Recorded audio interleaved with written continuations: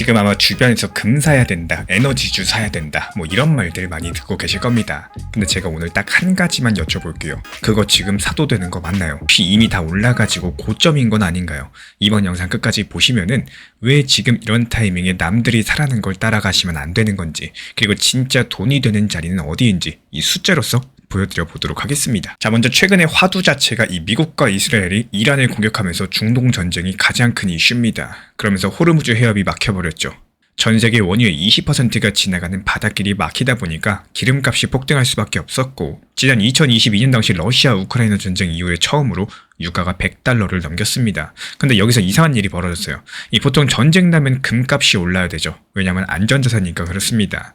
세상에 돈들이 다 금으로 몰려야 되는데 이번에는 오히려 반대였습니다. 금값이 하락을 했어요. 올해 1월달 온스당 $5,595로 역대 최고가를 찍었던 금값이요, 무려 고점 대비 23% 폭락해가지고 지금 $4,400대까지 내려왔습니다.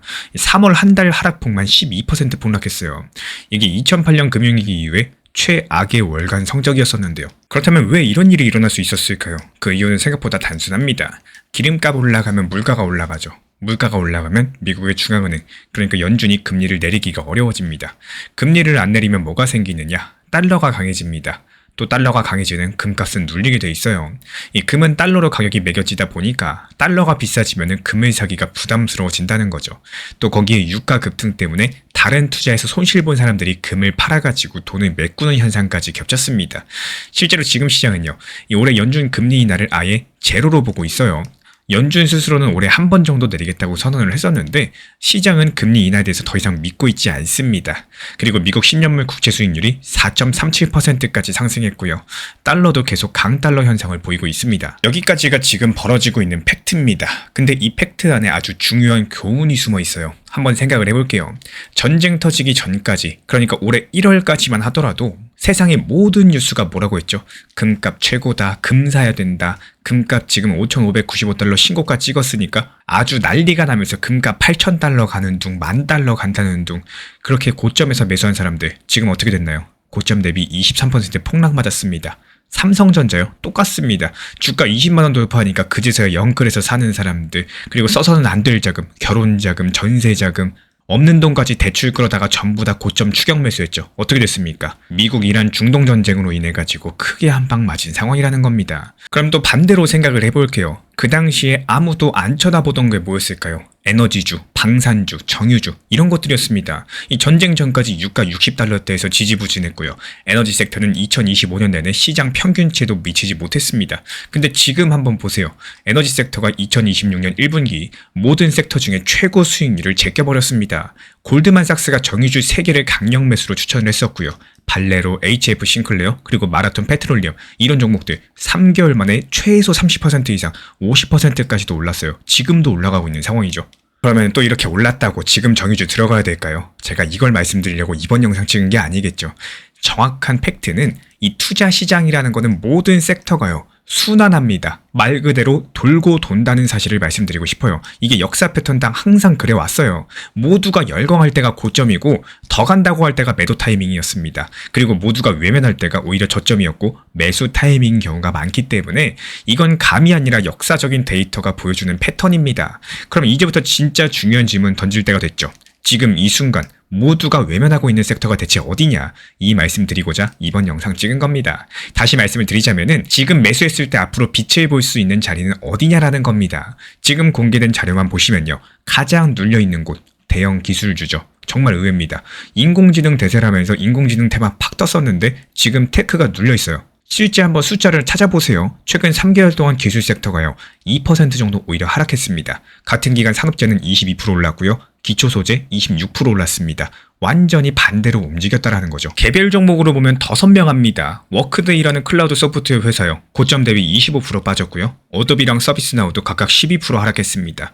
모닝스타라는 투자 분석 기관에서는 이 종목들 최고 등급 5스타로 평가하면서 상당히 저평가되어 있다고 보고 있습니다. 이 모닝스타 수석 전략가 코멘트를 보자면요, 기술 섹터는 AI 구축이라는 이 긴 성장 활주로가 남아있고 저평가된 종목이 여전히 많다라고 얘기를 남겼습니다. 떴습니다. 왜 이렇게 된 거냐? 지금 시장의 관심이 전부 다 전쟁, 유가에 쏠려 있다 보니까 에너지랑 직접적으로 관련 없는 테크 기업들 같이 밀려날 수밖에 없었고, 인플레 걱정, 금리 인하 불발 우려 이런 것들이 성장주를 짓누르고 있다는 겁니다. 쉽게 말씀드려가지고 연좌제를 당하고 있다는 거예요. 근데 한번 곰곰이 생각을 해보세요. 인공지능이라는 기술 자체가 사라진 건 아닙니다. 데이터 센터는 계속 지어지고 있죠. 기업들의 AI 투자는 오히려 증가하고 있습니다. 다만 지금 시장이 그걸 볼 여유가 없는 것뿐이지. 그래서 2026년 2분기 이때부터는 모닝스타가 발표한 자료를 보면요, 이 대형 성장주, 소형 가치주, 여기서 공정가치 대비했을 때 25% 할인된 상태에서 거래되고 있다고 말을 하고 있습니다. 미국 증시 전체가 공정가치보다 14% 낮게 거래되고 있고요. 이 정도 할인은 정말 흔하지가 않아요. 그리고 두 번째로 눈여겨볼 곳, 바로 금융 섹터입니다. 은행주가 왜 지금 매력적이냐? 구조가 독특하죠. 지금처럼 금리가 높으면 은행들은 대출 이자를 많이 받으니까 돈을 잘 법니다. 나중에 경기가 안 좋아져서 금리가 내려간다. 그건 또 그것대로 경제가 풀리면서 대출 수요 늘어날 거고 돈을 벌 수 있습니다. 어느 쪽이든지 간에 나쁘지 않은 구조라는 거고, 금융 서비스 섹터에서는 특히 자산운용, 자본시장, 신용서비스 쪽에 저평가된 기회가 있다는 분석이 나오고 있어요. 세 번째는 헬스케어를 보세요. 이 섹터가 작년에 정말 고전했었죠. 지금 실적이 안정화되기 시작을 하고 있습니다. 이득이 정상 궤도로 돌아오는 중이라는 거예요. 이 섹터의 장점은 경기를 덜 산다는 사실이고, 전쟁 나든 유가 오르든 사람은 아프면 병원에 갈 수밖에 없습니다. 이런 방어적인 성격에 지금 밸류에이션까지도 매력적이다 보니까요, 중장기 관점에서 조용히 담아두기 좋은 자리라는 거죠. 반면에 지금 이미 많이 오른 에너지 섹터 어떨까요? 이 모닝스타에 따르면 에너지 섹터에서 현재 저평가된 종목은 거의 없다라고 합니다. 1분기에 이미 모든 섹터 중에 가장 높은 수익률을 기록한 뒤니까요. 다시 말씀드려가지고 지금 에너지주에 뛰어든다는 거는 이미 올라버린 열차에 달려가는 것과 비슷할 수가 있다는 거고, 금으로 예를 들자면 5,500달러에 매수한 것과 똑같고요. 이렇게 최고점에 들어간다면 높은 수익률을 기대하기는 힘들다라는 거겠죠. 자, 그렇다면 앞으로 가장 가능성 높은 시나리오는 뭐냐? 여러 갈래가 있겠지만 현재 나와 있는 근거들을 종합해봤을 때 딱 한 가지 흐름이 보입니다. 이 트럼프 대통령 측에서 전쟁을 2주에서 3주 안에 마무리하겠다, 이 발언을 계속 반복하고 있어요. 왜냐면 올해 11월 달에 중간 선거가 있죠. 지금 미국 휘발유 평균 가격이 개럴당 4달러를 돌파했습니다. 지난 2022년 이후에 처음 있는 일이고, 지금 유권자들이 줄 서에서 체감하는 물가 부담이 커지면은 당연히 여당에 불리하겠죠. 정치적으로 전쟁을 오래 끌 수가 없는 구조라는 것들을 이미 알고 계실 겁니다. 그래서 4월 중후반에서 다음 달 정도 사이에 어떤 형태로든 간에 휴전하거나, 아니면 호르무즈 해협 부분 개항이 이루어지거나, 아니면 빠르게 전쟁을 해가지고 빨리 끝내버리는, 유가 80달러 아래로 내려오면서 인플레이션 우려가 줄어들게 될 겁니다. 그럼 연준의 금리 인하 기대감이 다시 살아날 거고, 그동안 눌려있던 성장주, 특히 기술주가 빠르게 반등하는 겁니다. 이 미국 에너지 정보청도 3분기에 유가가 80달러 아래로 내려올 거다, 이런 전망까지도 내놨어요.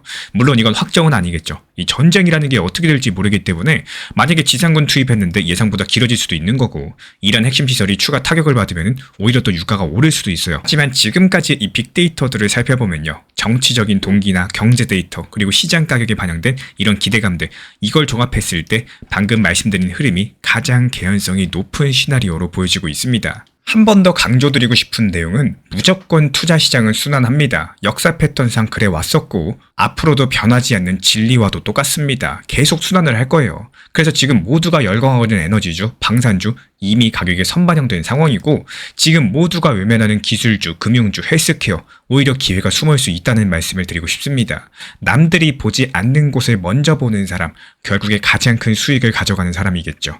다음 영상에서는 이런 걸 한번 다뤄볼 예정이에요. 만약에 진짜로 지상군 투입이 된다면 그 직후에 가장 먼저 움직이는 종목은 구체적으로 어떤 것들이 있을지 세세하게 살펴보도록 하겠습니다. 구독과 좋아요 눌러주시고 다음 영상 기대해 주시기 바랍니다.